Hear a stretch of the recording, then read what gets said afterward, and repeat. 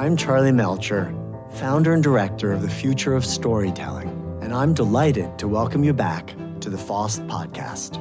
Today we have two guests. First, Dr. Jennifer Aaker, a psychologist and professor of marketing at the Stanford Graduate School of Business, who first joined us as a speaker at the FoST Summit back in 2013 and has since become a regular. She's the author of The Dragonfly Effect and Power of Story, and her latest book, which releases in early October, is entitled Humor, Seriously, which she co-authored with our other guest today, Naomi Bagdonas. Naomi is a strategy and media consultant and fellow lecturer at Stanford Business School, where the two of them teach a popular course on humor. Now, if you're asking yourself, what do two business school professors know about comedy? Well, frankly, I was wondering the same thing a few weeks ago. But I think you'll find from this conversation, as I did, that Jennifer and Naomi's insights about humor and its effect on the human mind are both fascinating and revelatory. I won't spoil anything here, but rest assured that the learnings we discuss over the course of this episode have the power to make you a better storyteller.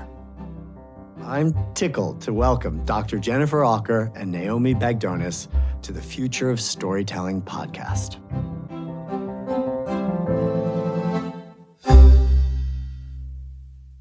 Jennifer and Naomi, I am so excited to have you ladies on the Future of Storytelling podcast. Thank you for joining me today.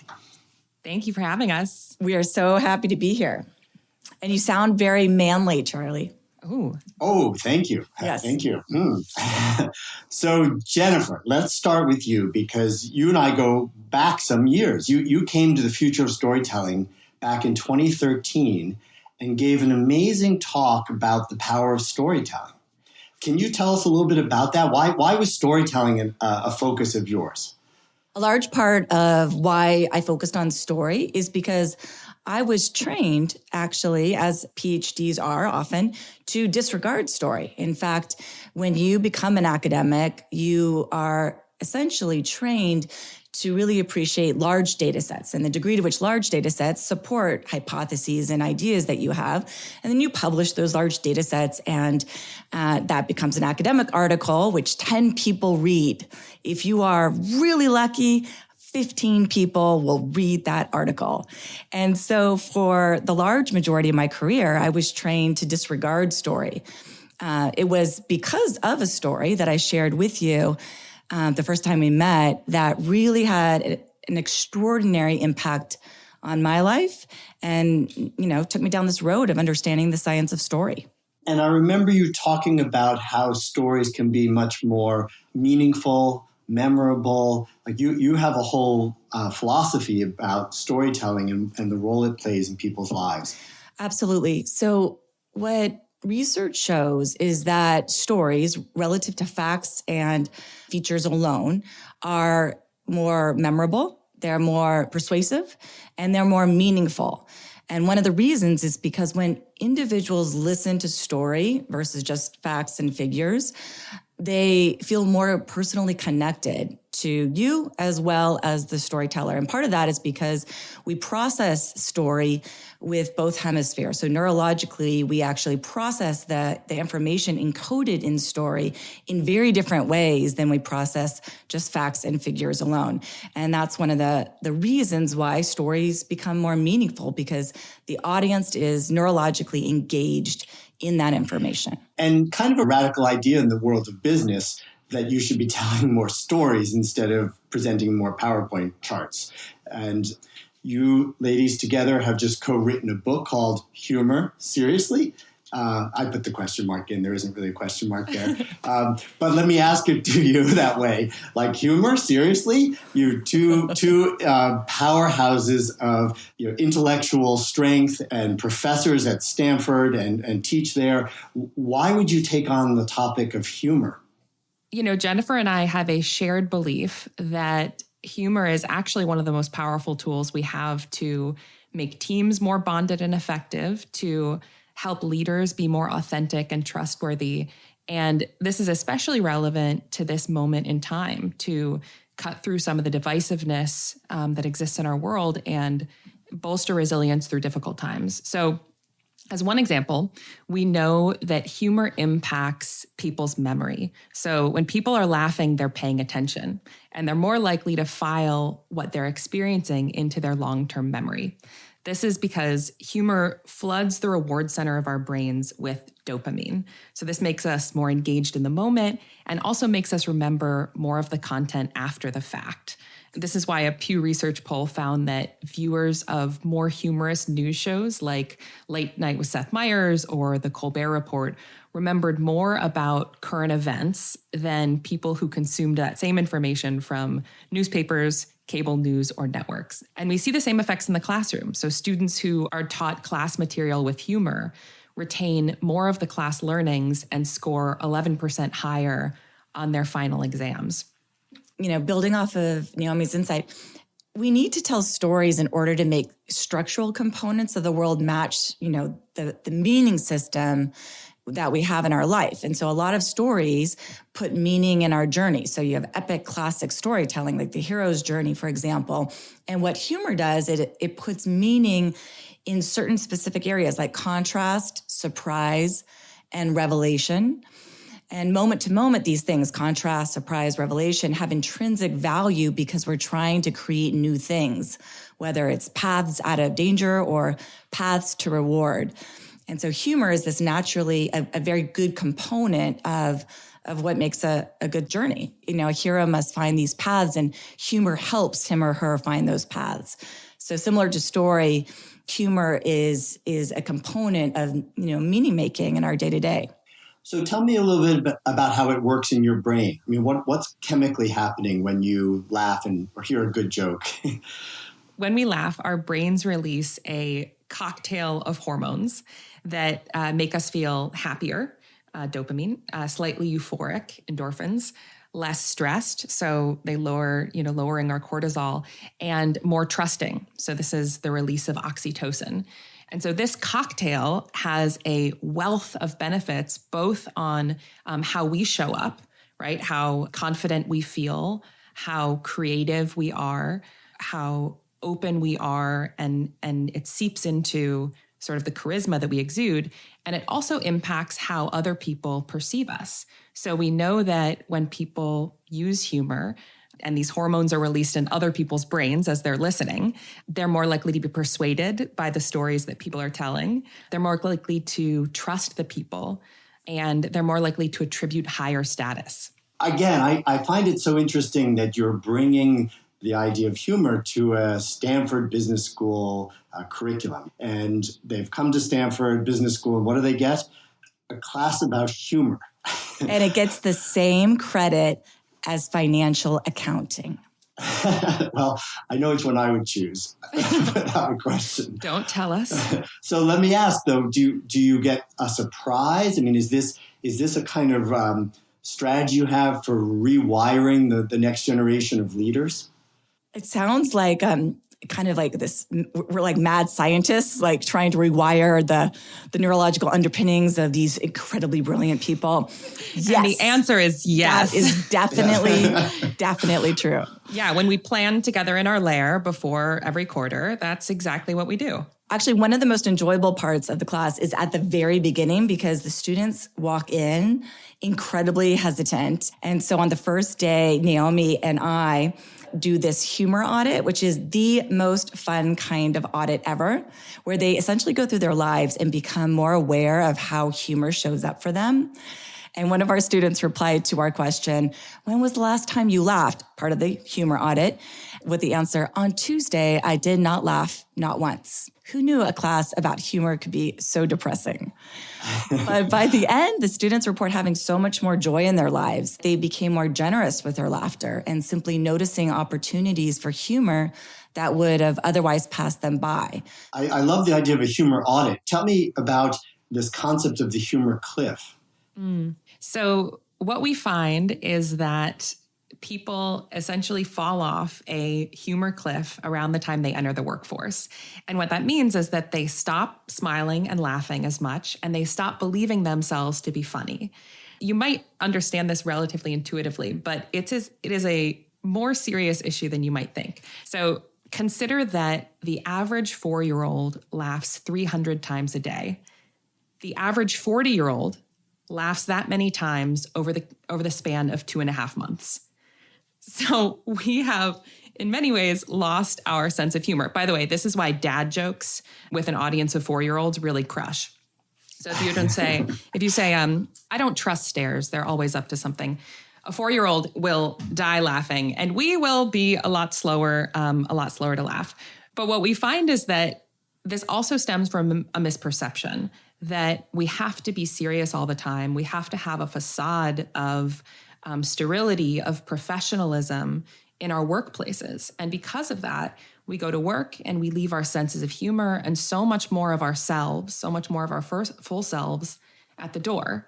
As Jennifer mentioned, this is actually really detrimental because not only are we missing out on the upside that humor can have, but we're also not insulating ourselves well from the very real stressors of the corporate world that humor can really help buffer us from. So telling jokes or being humorous is a way to unlock creativity. Is that right? It lets you sort of be at ease. Do you think that that's one of the great benefits of humor? Yeah, absolutely. It also increases resilience, which means something right now where the large majority of us are doing, remote work and under very stressful conditions. And in fact, there was one large-scale study conducted in Norway, which is, renowned for its sense of humor as a cultural imperative. And in that study, it was a longitudinal study, and researchers asked individuals not just how much humor and, propensity to laugh they had in their life, but also they measured a host of health benefits. So in this particular study, women that scored high on the use of humor had 48% lower risk of death from all causes, a 73% lower risk of death from heart disease, and an 83% lower risk of death from infection. Men showed very similar patterns. They just, it was a little bit lower. So I guess the insight there is A, be a woman, B, move to Norway, and C, let's just hope those are robust findings. Yes. What's incredible here too is these aren't huge shifts. I mean, these are really small shifts that people can be making that are having these profound effects. So there was another study done where researchers developed an 8-week program that taught specific skills related to the use and enjoyment of humor in our everyday lives. These were super simple things like becoming less serious or cultivating a more playful attitude, or my favorite, developing a more hearty and healthy belly laugh. Right. So for 8 weeks, they just, right. Yeah, there you go. So for 8 weeks, they did, 1 hour a week where they learned a little bit about this skill and they put it into practice in really small ways. And what they found was that after 8 weeks, those who were in the humor skills group reported fewer instances of depression, lower stress, a higher proportion of positive to negative emotions, and even significantly increased perceptions of control in their own life. So these are small interventions that have meaningful impact on our psychology and also, as Jennifer mentioned, on our physiology over the long run. Aren't statistics fun, Charlie? Oh my gosh. You are so fun. Do you love studies? What's so funny is that actually they're kind of the opposite of, you're using the thing that is the opposite of what you're saying to prove the thing you're saying, right? Like you're using stats to show that funny is good. We like to think that they are humorous statistics and that you can have both data as well as humor. Did my dad joke go unnoticed earlier? Because it was a good one. I heard it. It was fantastic. You should go be a dad. I might enjoy this. I might after this. But so I guess what you're saying really is that humor is the best medicine. After actual medicine. Yes. All right. After medicine. Do you think that this work has real relevance for this time that we're living in? And I don't just mean because it's stressful, but I also mean because we're socially distanced, right? We're speaking right now through Zoom. I mean, everybody is sort of mediated at this quarantine safe distance. Can comedy transcend the alienation, the loneliness that we're feeling today? With the shift to remote work, I think many of us have never felt more disconnected from our colleagues, from our loved ones. And this is when we need humor more than ever. And this is in part because it reveals our humanity, it diffuses tension, and in contexts when we're working remotely, it can bond us in ways that would otherwise not be possible across these 12-inch screens. And this is in part because when we laugh with someone, be it in person, over screens or 6 feet apart in lawn chairs in our driveways, our brains are releasing the same hormone, right? We're both releasing oxytocin, and we're essentially cueing ourselves to form an emotional bond with the other person. And so there are very few things that are helping to break down this facade that exists when we're only connecting over screens, only seeing each other from the waist up. And humor is one of those things. When we have a foundation of laughter with people, when we have a space together where we know that no matter what we're talking about, no matter what we're here to accomplish on this Zoom call or on this podcast, we're going to find ways to create joy together, then it shifts the dynamic and it makes us trust each other. It makes us have relationships that are stronger that we can fall back on and lean on when times get hard. In the introduction to your book by Ed Catmull, the co-founder of Pixar, he said, a sense of humor is part of what makes us human. So I guess what you're saying is that through that sense of humor, we can find our common humanity. We can discover the things that bring us together as opposed to the emphasis that we feel so much these days on the things that divide us. Absolutely. Charlie, I think that what you just said is so profound and also so important when we're looking at a world where digital transformation has changed the way that we work, and even understanding what does it mean to be human. What actually cannot be easily replicated by machines. Humor is much more multidimensional than we think. Oftentimes, we think of humor as being, simply a stand-up. Someone who's in the limelight and they land the jokes, et cetera. But we have research to show that there's very different types of humor. For example, there's a magnet who tends to be very sort of charismatic and brings people to you. There's a sniper who tends to be witty and dry and deadpan. Making him or her laugh is very hard to do. And then there's also a sweetheart who understands the risk in all social or political sort of situations and would never sort of take risks in order to land a joke, and yet has a very uplifting sense of humor. And so all of these varied ways of thinking about humor.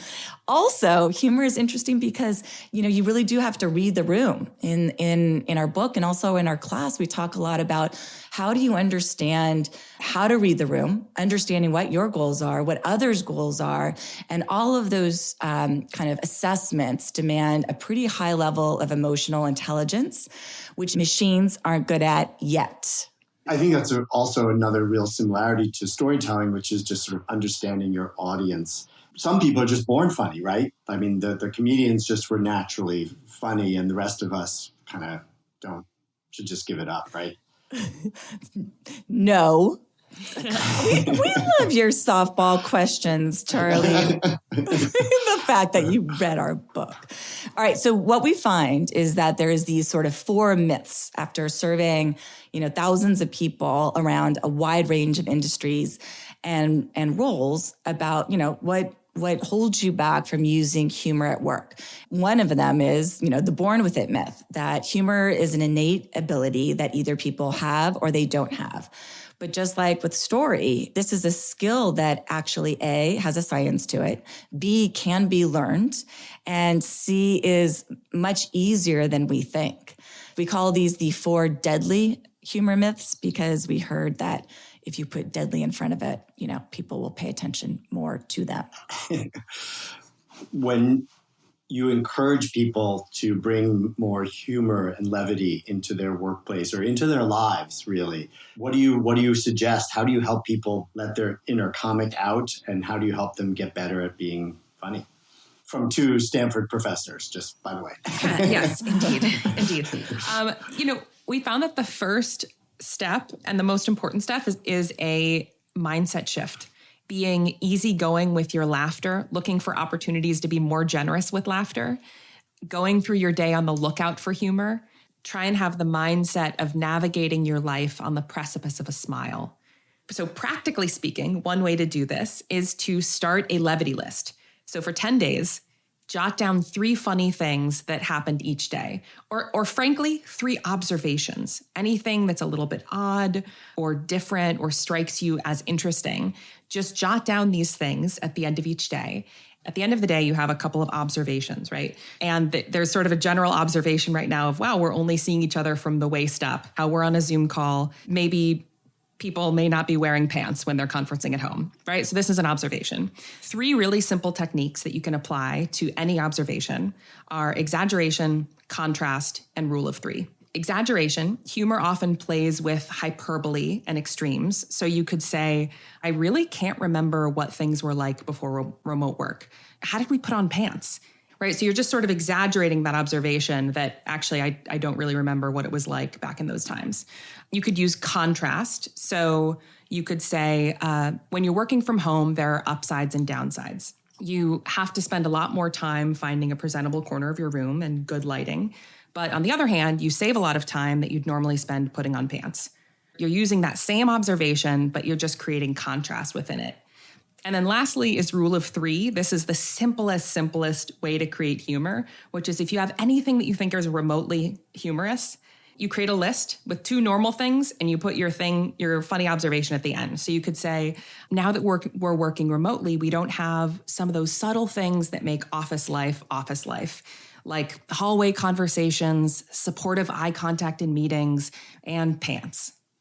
I think that pant one's a great example because, these days I've been wearing a lot of skirts. And so, oh my, Charlie, you're getting funnier as the minutes go on. Oh my gosh. I'm just trying to learn from you both. Okay.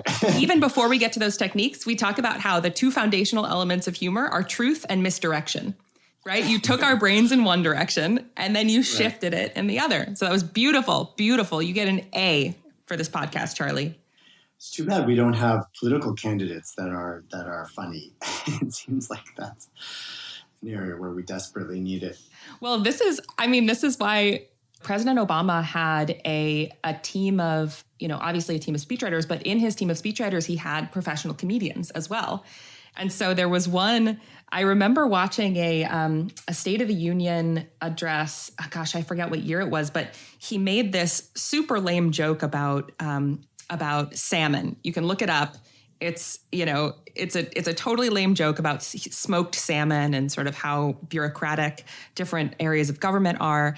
And I remember watching it and going like, okay, he's got a sense of humor. That was funny, but not thinking much of it. There are 12 different agencies that deal with exports. There are at least 5 different agencies that deal with housing policy. Then there's my favorite example. The Interior Department is in charge of salmon while they're in freshwater, but the Commerce Department handles them when they're in saltwater. I hear it gets even more complicated once they're smoked. Well, the next day, NPR surveyed their listeners on what's the word or phrase that you remember most from this hour-long State of the Union address. And the most remembered word was salmon. And so there's a reason too why our politicians would benefit from having a bit more humor. And actually, Ronald Reagan had a list of jokes that he would use. Like literally, he had a compilation of jokes that he would not only sort of use in different environments, but actually he would add to it. And so it was ever fresh. So it's really quite remarkable to see, how politicians have used humor in different audiences for different reasons, but he's actually best practice. There's a 10-year delay in the Soviet Union of delivery of an automobile. And only 1 out of 7 families in the Soviet Union own automobiles. There's a 10-year wait. And you go through quite a process when you're ready to buy, and then you put up the money in advance. And this happened to a fella, and this is their story that they tell, this joke. That this man, he laid down his money, and then the fella that was in charge said to him, okay, come back in 10 years and get your car. And he said, morning or afternoon? And And the fellow behind the counter said, well, 10 years from now, what difference does it make? And he said, well, the plumber's coming in the morning. Anything that we didn't cover that would like to speak about, or that we should be sure to discuss? Maybe we can riff off two last things.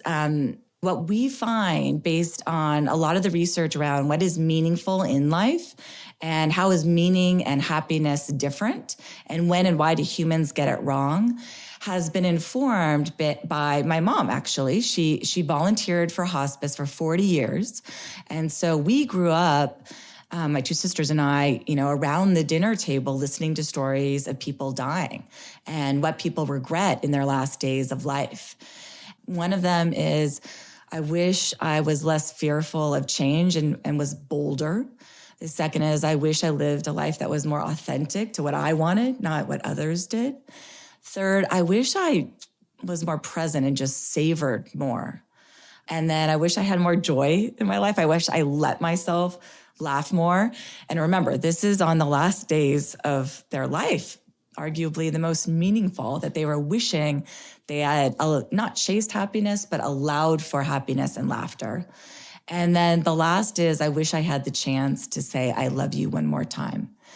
And we end our book with this afterword with Michael Lewis, that when you have humor in your life, love is not far behind. That's so beautiful. So that reminds me of a joke. Go on. Yes. Okay, so it's one that actually my father taught me. So he would hold up his watch and he'd show me the watch and he'd say, you see this watch? This watch, my father, on his deathbed, he sold me this watch. Okay, it didn't land. He sold me. He's dying. Why is he selling you the watch? It was really good. Oh, no, I didn't deliver it well. We like the accent. That accent was exceptional. No, that was terrible. Oh, well.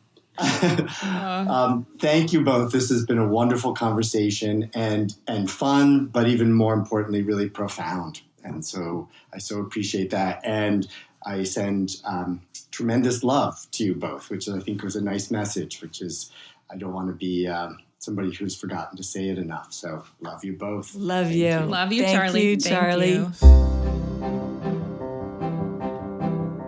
I hope you had as much fun listening to this episode as I did recording it.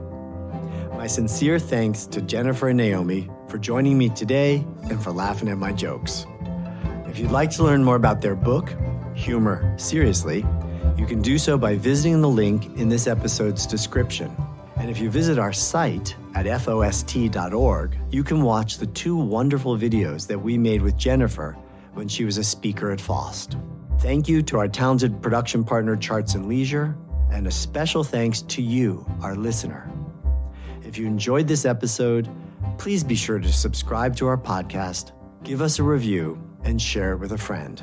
We'll see you in a couple of weeks for another deep dive into the world of storytelling. Until then, stay safe, be strong, and story on.